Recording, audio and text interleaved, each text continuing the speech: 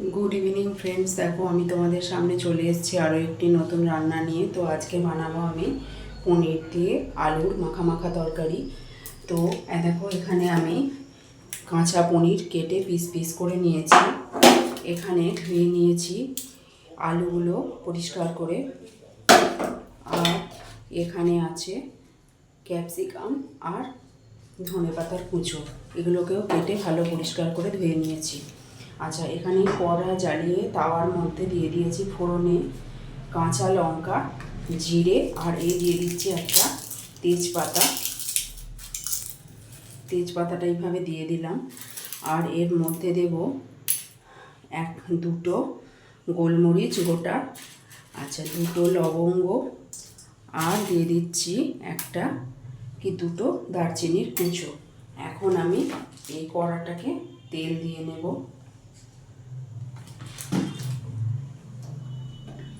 আচ্ছা, এই রান্নায় যে মশলাগুলো আমি ইউজ করব তেমন কিছু মশলা ইউজ করব না, কারণ হচ্ছে যেহেতু রাত্রিবেলা এই রান্নাটা খাওয়া হবে, সেই জন্য বিশেষ কিছু মশলা আমি ইউজ করব না। এখানে ইউজ করছি সানরাইজের শাহি গরম মশলার গুঁড়ো। আচ্ছা, এখানে দিয়ে দেবো একটু আলুর দমের মশলা, এটা দিলে স্বাদ বাড়ে। আর দেবো ধনে গুঁড়ো, হলুদ গুঁড়ো, আর কাঁচা লঙ্কা তো ফোড়নে দিয়েছি, আর কাশ্মীরি একটু লঙ্কার গুঁড়ো দেবো। আর টমেটো কুচো দিয়ে আমি এই রান্নাটাকে পুরোপুরি বানিয়ে নেব। তো দেখো আমার কড়ার তেলের ফোড়নটা গরম হয়ে গেছে। আমি আস্তে আস্তে করে গ্যাসের ফ্লেমটা নামিয়ে নিয়ে আস্তে আস্তে করে এই পনিরগুলো হালকা করে ভেজে নেব তেলে। সব পনিরগুলো আমি তেলের মধ্যে দিয়ে দিচ্ছি।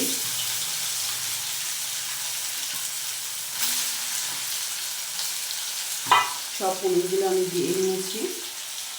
এখন হালকা করে আমি পনিরগুলোকে ভালোভাবে ভেজে নেব। হালকা করে ভাজা হয়ে গেলে আমি এর মধ্যে অল্প করে একটু হলুদ গুঁড়ো দিয়ে দেব। তো বন্ধুরা, তোমাদের সকলকে হ্যাপি হোলি আন্তরিক শুভেচ্ছা জানাই। সবাই তোমরা খুব আনন্দ করো, ভালো থাকো। তো হালকা করে একটু হলুদ দিয়ে নিলাম। এবার হালকা করে পনিরটাকে আমি ভেজে নেব। হালকা হালকা লাল হয়ে গেলে পনিরটা কড়া থেকে আর আমি তুলব না, এর মধ্যেই আস্তে আস্তে একটা একটা করে মশলা আমি দিতে থাকবো।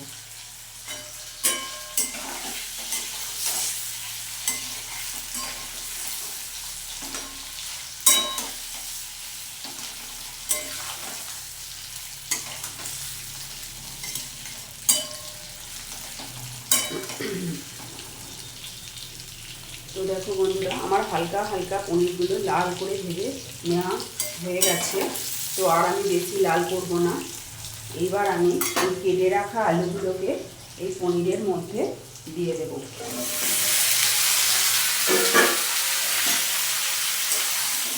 দিয়ে খুন্তি দিয়ে নাড়িয়ে নেব।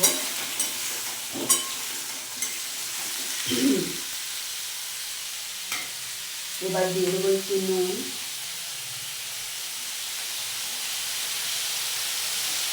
দিয়ে দেবো একটু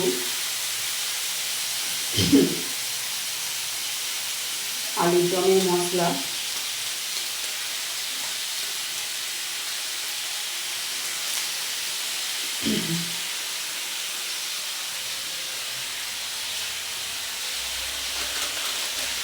আর দেব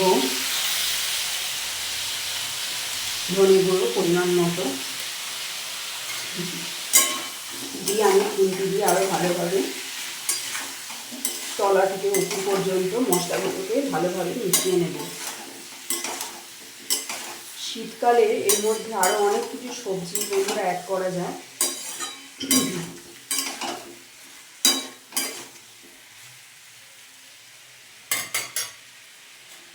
মটরশুঁটি দেওয়া যায়। আর আমি এখানে ক্যাপসিকাম আর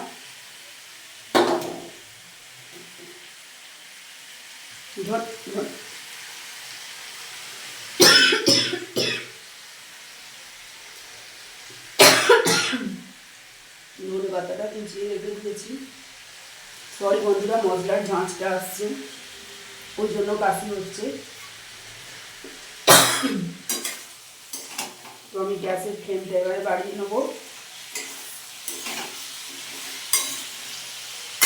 দিয়ে আমি একটু চাপা দিয়ে নেবো। এটা চাপা দিব না,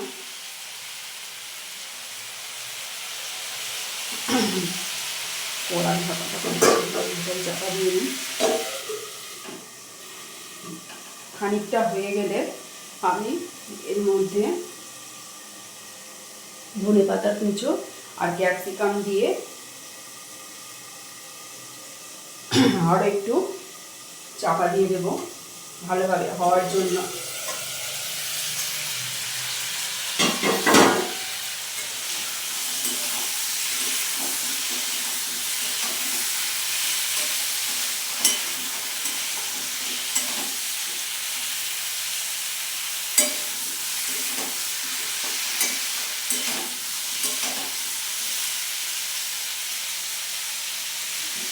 তো এইবার আমি এখানে ক্যাপসিকামের কুচো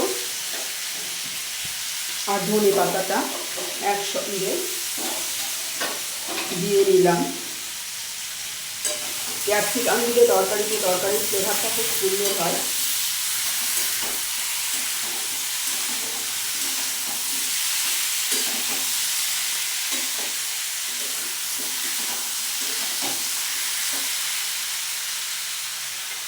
তো আমি আরও একবার চাপা দিয়ে নেব।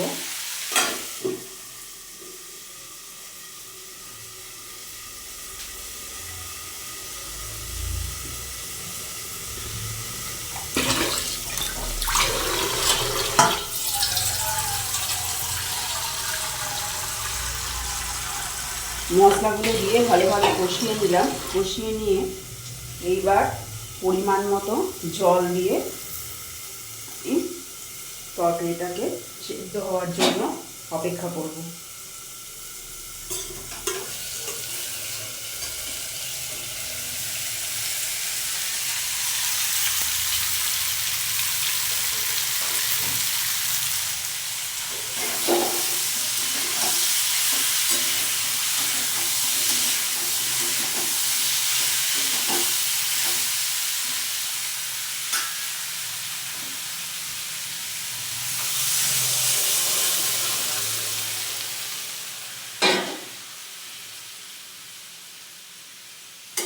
তরকারিটা খানিকটা ফুটে ওঠার পর আমি এর মধ্যে ছোট হলে দুটো আর বড় হলে একটা টমেটো কুচিয়ে এর মধ্যে দিয়ে দেব। তো সব বন্ধুরা, আমার তরকারিটা মোটামুটি কমপ্লিট হয়ে গেছে। এই তরকারিটাকে আমরা রুটি, পরোটা, লুচি সব কিছুর সঙ্গে সার্ভ করতে পারি। তো বন্ধুরা, আজকে এইটুকুই। আবার পরবর্তী নেক্সট ভিডিও নিয়ে তোমাদের সামনে আমি চলে আসব। তো আমার এই চ্যানেলটা যদি তোমাদের ভালো লাগে তাহলে তোমরা অবশ্যই লাইক, কমেন্ট, শেয়ার এবং সাবস্ক্রাইব করে আমার পাশে থাকবে। আর পাশে থাকা বেল আইকনটাকে প্রেস করে দেবে যাতে অল নোটিফিকেশানগুলো তোমরা পেয়ে যেতে পারো। সো টাটা বন্ধুরা।